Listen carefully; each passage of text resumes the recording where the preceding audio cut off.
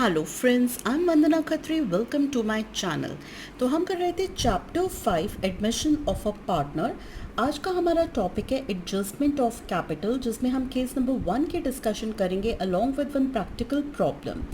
Adjustment of old partners capital on the basis of incoming partners capital, यानी कि जो नया पार्टनर हमारी फर्म को ज्वाइन कर रहा है वो जो कैपिटल लेकर आया है उस कैपिटल के बेसिस में और उस नए पार्टनर के प्रॉफिट शेयर के बेसिस में हम एग्जिस्टिंग और ओल्ड पार्टनर्स की कैपिटल को एडजस्ट करेंगे। तो that is case number 1। So let us see case number 1. I have taken a practical problem of T.S. Grewal, that is question number 81. इस question में ए एंड बी दो partners हैं जो profit share कर रहे हैं इन द रेशियो ऑफ 3:1। तो A का शेयर है 3 + 1 = 4, दैट इज 3/4। ए का शेयर है 1/4, 20 शेयर। इन्होंने सी को एडमिट करा for 1/4 share in future profits. C was to bring ₹60,000 for his capital, यानी कि सी की कैपिटल हमें गिवन है 60,000, सी का हमें प्रॉफिट शेयर गिवन है 1/4। तो जो बैलेंस शीट है ए और बी की एज एट 1 अप्रैल 2020, जिस डेट पे हमने सी को एडमिट किया that is given as under. तो इस बैलेंस शीट में हमें capital, general reserve, creditors given है, land, plant, stock, debtors, provision list किया हुआ है, इन्वेस्टमेंट्स एंड कैश गिवन है।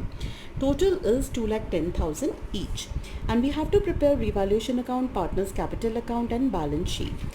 दूसरी जो टर्म्स हैं दैट दे हैव अग्रीड वो गुडविल जो है फर्म की हमें दे रखी है वैल्यूड एट 24,000, फर्म की goodwill is given. Land and building हमें दे रखा है वैल्यूड एट 65,000। तो जो भी यहाँ पे एडजस्टमेंट्स हैं हम उन्हें मार्क करेंगे in the balance sheet because we have to make these adjustments in revaluation and balance sheet. तो हम इनको मार्क कर लेंगे तो दैट विल बी ईजियर।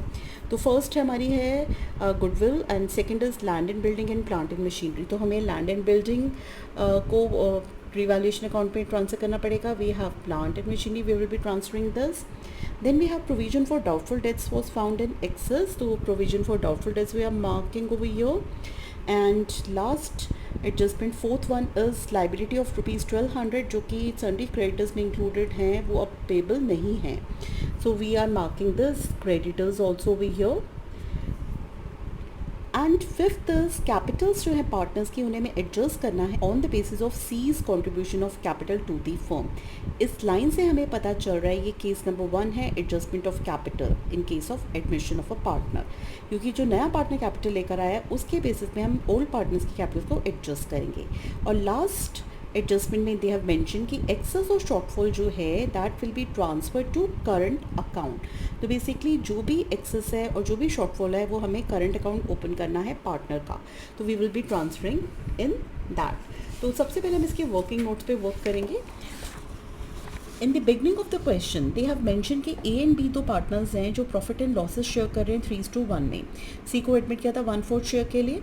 तो यहाँ पे कोई इन्फॉर्मेशन नहीं है हमारी न्यू रेशियो की जो ए बी सी की है और ना यहाँ पे कुछ और मेंशन है। तो हम अज्यूम करेंगे जो सी का 1/4 शेयर है वो अपने ओल्ड पार्टनर से उनकी ओल्ड रेशियो में लेगा।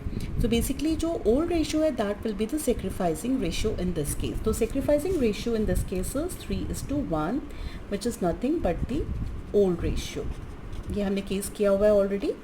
Then we have to calculate now new ratio. अब न्यू रेशियो कैलकुलेट करने के लिए जो यहाँ पर हम फॉर्मूला यूज़ करेंगे दैट इज़ हमें ये गिवन है कि सी का शेयर कितना है और हमें ओल्ड पार्टनर्स की ओल्ड रेशियो गिवन है। तो हम अज्यूम करें let total profit is equal to 1, remaining share जो होगा that will be 1 - 1/4 is equal to 3/4।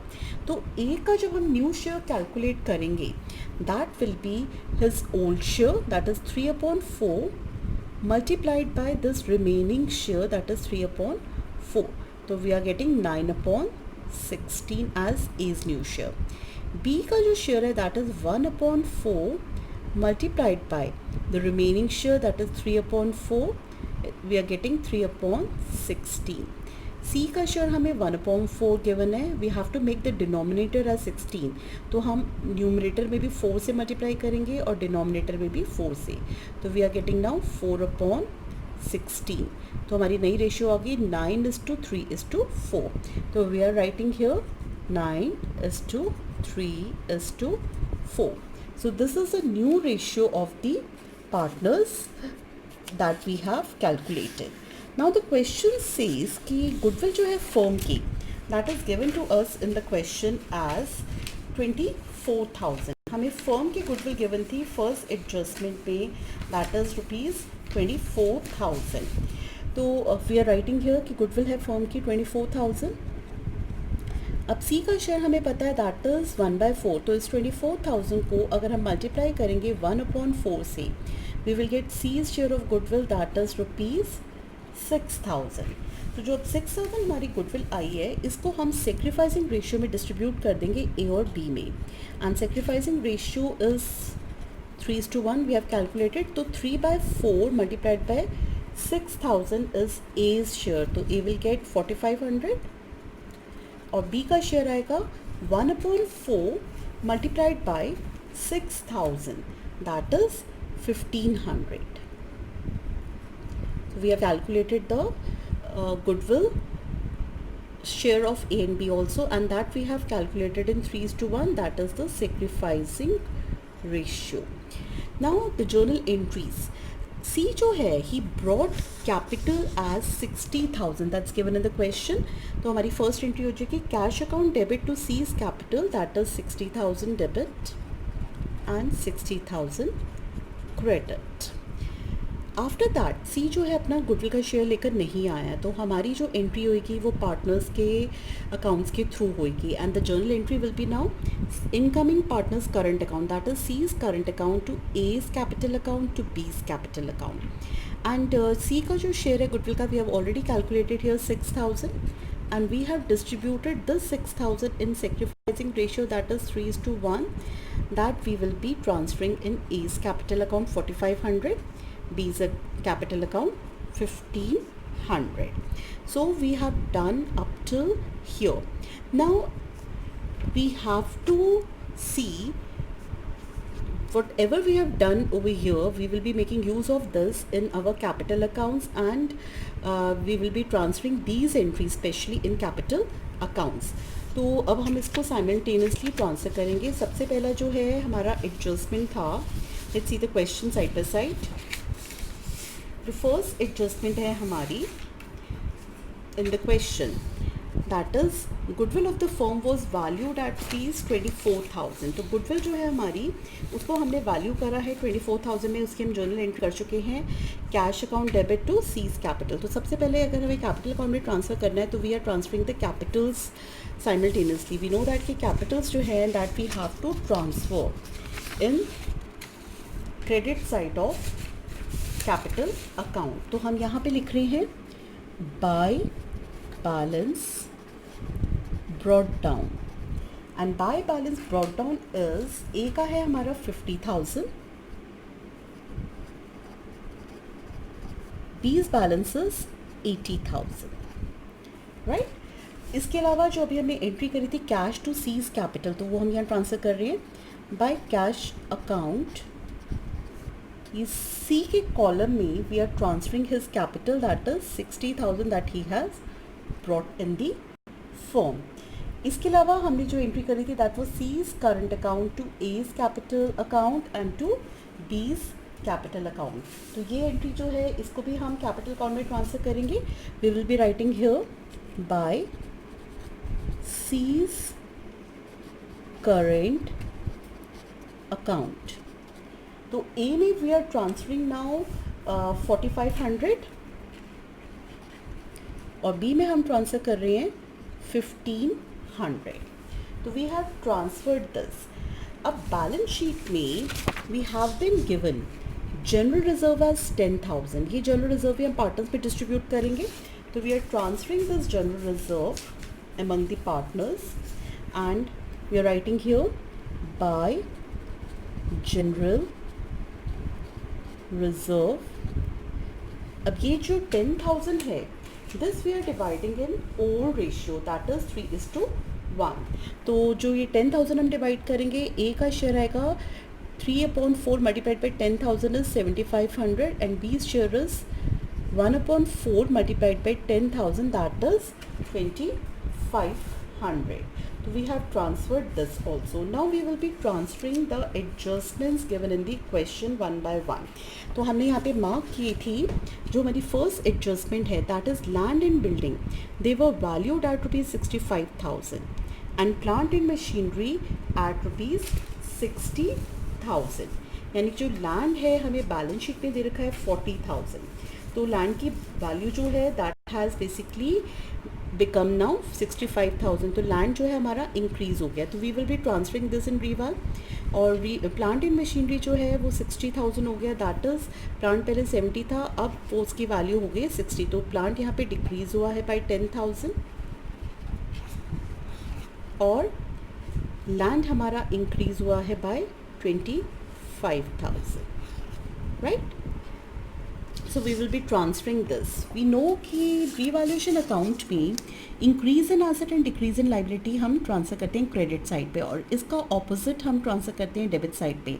तो हमने यहाँ पे revaluation अकाउंट बनाया हुआ है debit credit sides particulars rupees. तो यहाँ पे I am writing by land and building account that is 25,000. हमने 65,000 माइनस 40,000 किया तो we got 25,000 as the value of land. और प्लांट की वैल्यू डिक्रीज हुई है तो दैट विल बी डेबिटेड. तो यहाँ पे we are writing to plant and machinery. Now the value has declined to 60,000. तो जो बैलेंस शीट में हमारी वैल्यू थी दैट वॉज 70,000. हमने उसमें से 60,000 माइनस किया तो वी आर गेटिंग नाउ 10,000. तो जो रिवाइज वैल्यू है लैंड की वो है 65,000 और प्लांट की रिवाइज वैल्यू है हमारी 60,000. इन दोनों को हम बैलेंस शीट में ट्रांसफर करेंगे. Land and building that is 65,000, plant and machinery that is 60,000. revised value is 60,000. तो हमने वो 60,000 यहाँ पे ट्रांसफ़र किया. Now the third adjustment, that is provision for doubtful debts जो है that was found in excess by ₹400. Question में हमें जो प्रोविजन दे रखा है डेटर्स में तो जो माइनस किया that is 1,000. Now the statement says कि प्रोविजन जो है हमने 400 ज़्यादा माइनस किया हुआ है डेटर्स में से. प्रोविजंस हमारी लाइबिलिटी होती है. तो यानी कि हमारी जो लाइबिलिटी है यहाँ पे डिक्रीज़ हो गई है बाय 400 ओनली. तो जो हमारी लाइबिलिटीज़ डिक्रीज़ हुई हैं bye 400 we will be transferring that to credit side of revaluation account. क्योंकि decrease in liability हम यही लिखते हैं तो यहाँ पे we will write by provision for doubtful debts that is 400. और अब हम इसको बैलेंस शीट में कैसे शो करेंगे. बैलेंस शीट में जो हमारे डेटर्स हैं from that we have to subtract the balance. तो हमारे जो सन्ड्री डेटर्स हैं, सन्ड्री डेटर्स में से we are suppose to subtract provision for doubtful debts, provision for doubtful debts. We have to subtract. अब यहाँ पे क्वेश्चन में जो है हमें प्रोविजन दे रखी है 1,000. एडजस्टमेंट ने बोला है कि जो प्रोविजन है that was found in excess by 400. तो यानी कि 1,000 की में से अगर हम 400 माइनस करें तो 600. तो प्रोविजन शुड बी 600. तो जो हम बैलेंस शीट में प्रोविजन दिखाएंगे that will be 35,000 minus 600 we will be showing. So here we will be writing 35,000 minus 600. So we are getting 34,400 as sundry debtors. So we have transferred this also. Then we have another adjustment over here, that is a liability of rupees 1200 included in sundry creditors was not payable. यानी कि जो हमारे sundry creditors हैं 70,000 के, उसमें जो 1200 की liability है वो अब अराइज नहीं होगी.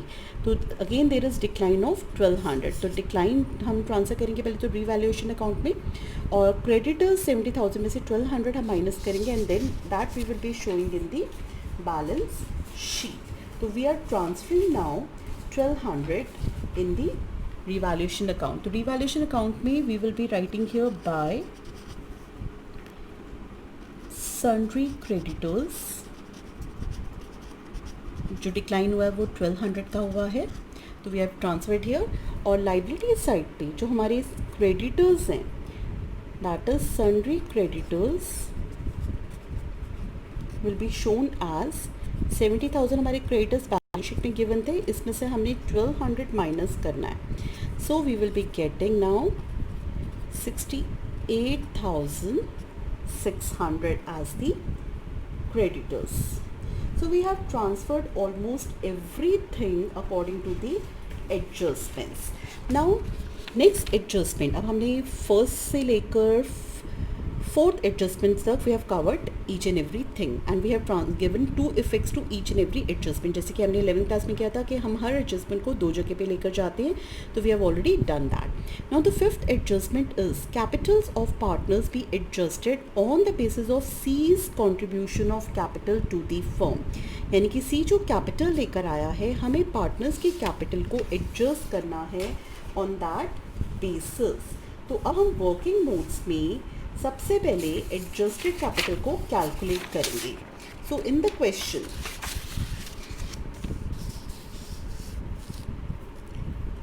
Seize capital is given as 60,000, right.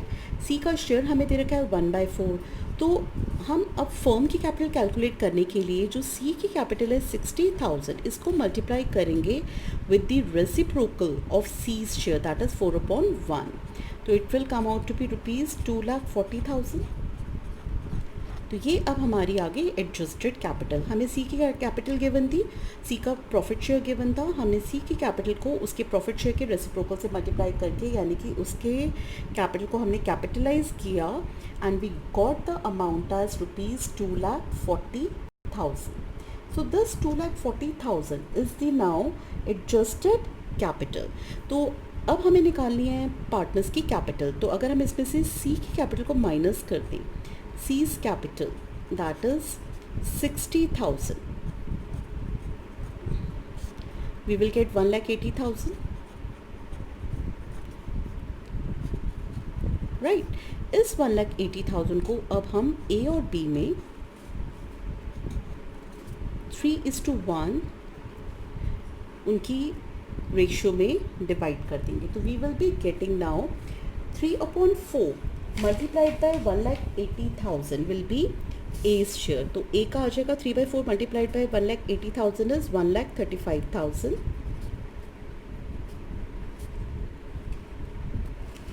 और बी का शेयर आएगा 1/4 मल्टीप्लाइड बाय 1,80,000 दैट इज 45,000. तो अब हमारे पास ए की कैपिटल आ गई 1,35,000, बी की कैपिटल आ गई 40,000 और सी की कैपिटल हमें गिवन थी 60,000. इसको कैलकुलेट हम एक और तरीके से भी कर सकते हैं, और वी कैन डू 2,00,000 जो 40,000 हमारा आया, इसको हम डिवाइड कर सकते थे तीनों में, ए बी सी में, इन द न्यू रेशियो जो हमारी है 9:3:4, दैट इज़ न्यू रेशियो. तो यानी कि 9/16 मल्टीप्लाइड बाई 2,40,000 वो भी हमारा 1,35,000 ही आएगा. You can calculate that. 3/16 multiplied by 2,40,000 B का हमारा 45,000 ही आएगा. वी विल गेट दिस 45,000 और C will be 60,000. So we have divided the adjusted capital into new ratio. तो किसी भी तरह आप कर सकते हैं, या तो सी के कैपिटल को आप माइनस करके बाकी का जो बैलेंस है वो पार्टनर्स में डिस्ट्रीब्यूट कर दें इनकी ओल्ड रेशियो में, और you can distribute the adjusted capital into new ratio. अब ये जो हमारी कैपिटल्स आई हैं, these are basically the new balance carried on, और यही कैपिटल्स हमारी बैलेंस शीट में जाएंगी.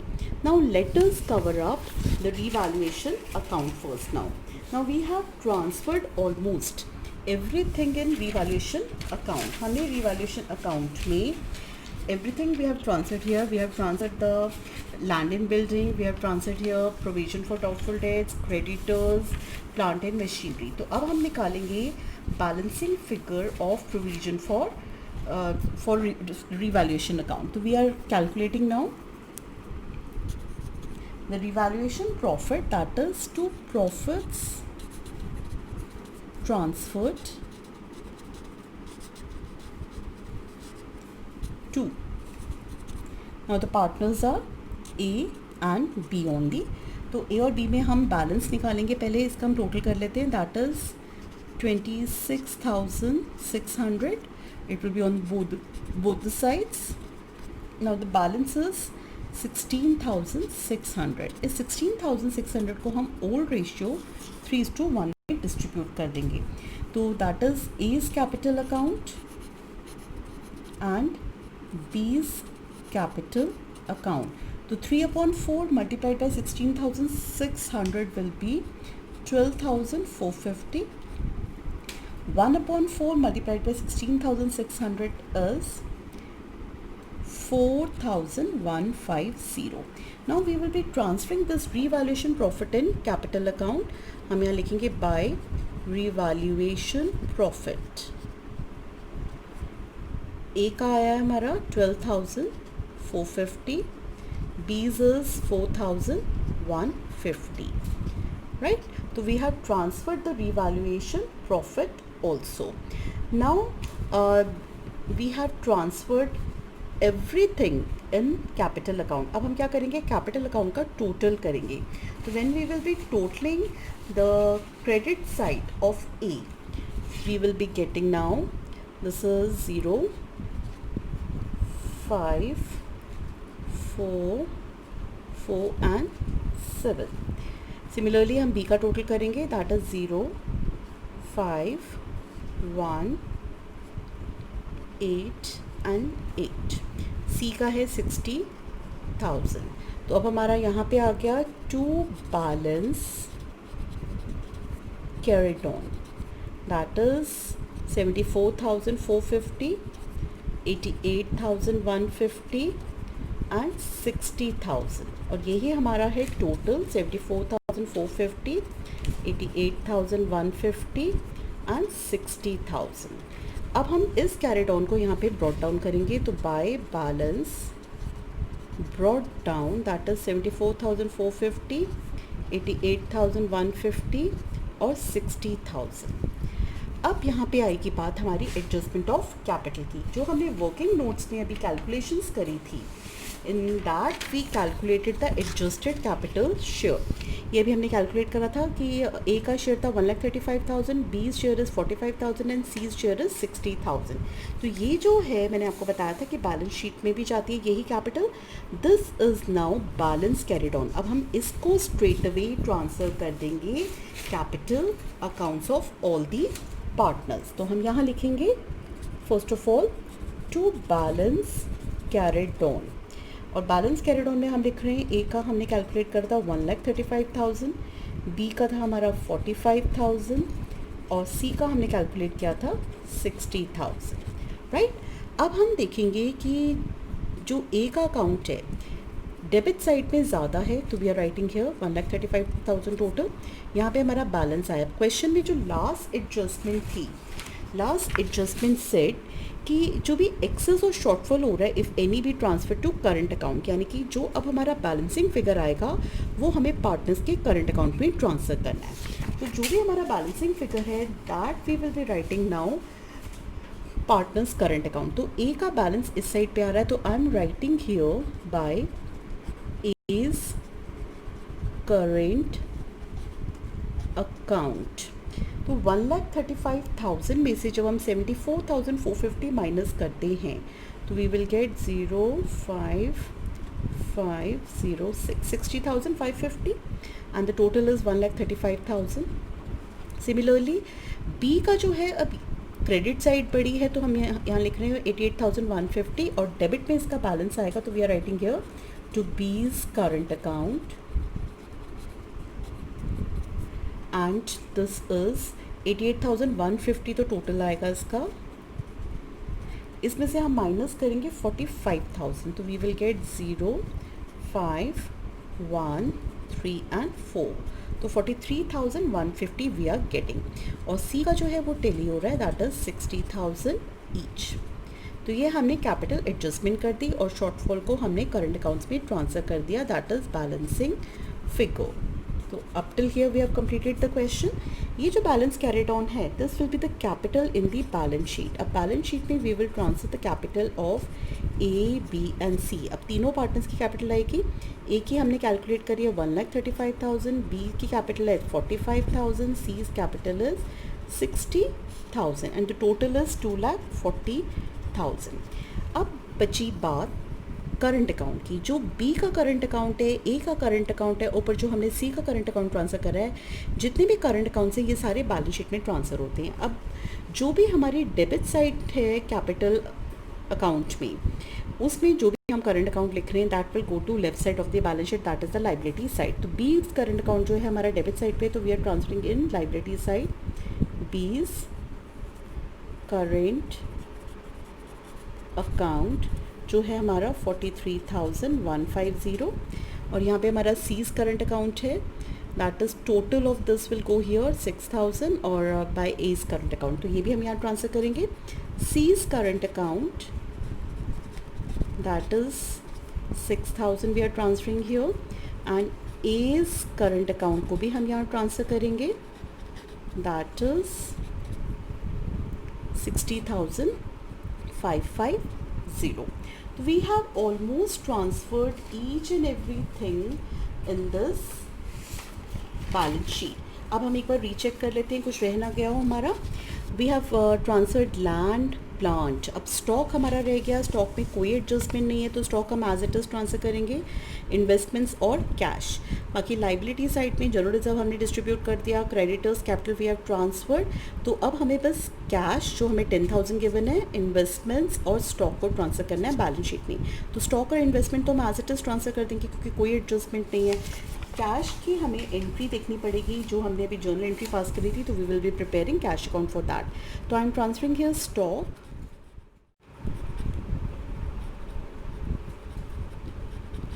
स्टॉक जो हमें क्वेश्चन में गिवन है दैट इज़ बेसिकली 30,000.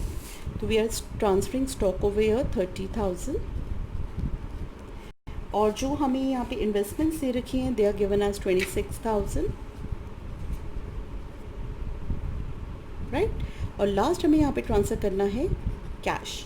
अब कैश के लिए we will be preparing cash account. तो कैश अकाउंट वर्किंग नोट्स में बनाएंगे. हमें कैश का बैलेंस दे रखा था बैलेंस शीट में 10,000. तो to balance brought down we are transferring here 10,000. और यहाँ पे हमने जर्नल करी थी कैश टू सीज कैपिटल, तो we will be transferring this entry in cash account to C's capital account, that is 60,000. That's all. We don't have any other entry for cash. तो हमारा total आ गया 70,000.